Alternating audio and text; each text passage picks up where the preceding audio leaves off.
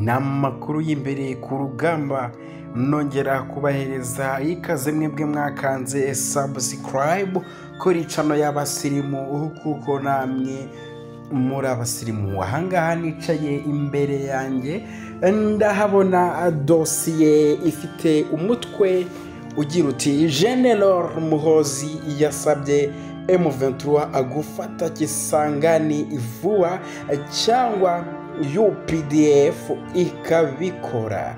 Ibi rero umugaba w'ingabo za Uganda General Muhoozi Kainerugaba akaba n'umuhungu wa Marshal President Museveni kuri iki cyumweru tariki ya 23 Werurwe 2025 yatangaje ko M23 ikwiye gufata Kisangani ni vuba byihuse cyangwa UPDF ikabikora.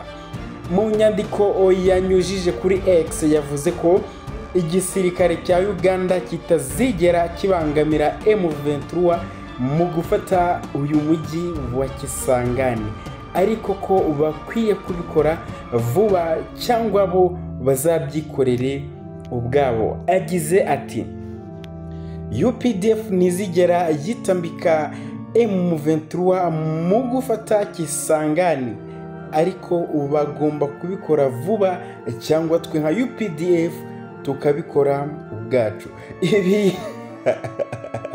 Ibi bintu bisa nkaho bitangaje.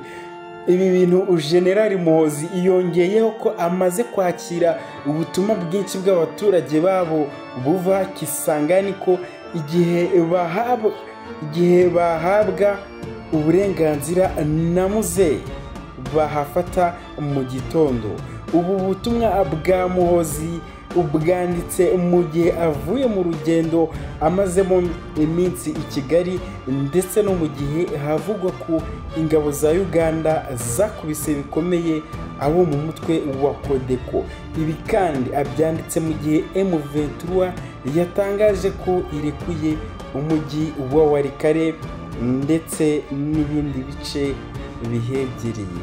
Ikigaragara cyo uyu musirikare ukomeye mu gisirikare cya Uganda aricyo UPDF, nyakubahwa General Muhoozi Kainerugaba akaba ari n'umuhungu wa Museveni Yoweri Kaguta, bivugwa ko nawe agiye guhabwa ipeti rya Marshal. Avuga neza ko atiyumvisha uburyo bwose M23 yarekuye Walikale.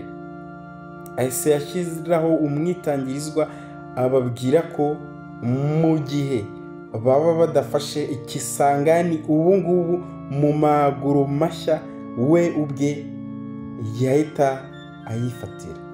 Ukibaza tese uyu mupapa uyu mugabo iyi ntambara yeruye gutya, uru rugamba rwaba rugiye gukomera rugana Kisangani bivanye Walikale, ariko bajya Mabo ni agace kari hagati ya Walikale ndetse na Kisangani.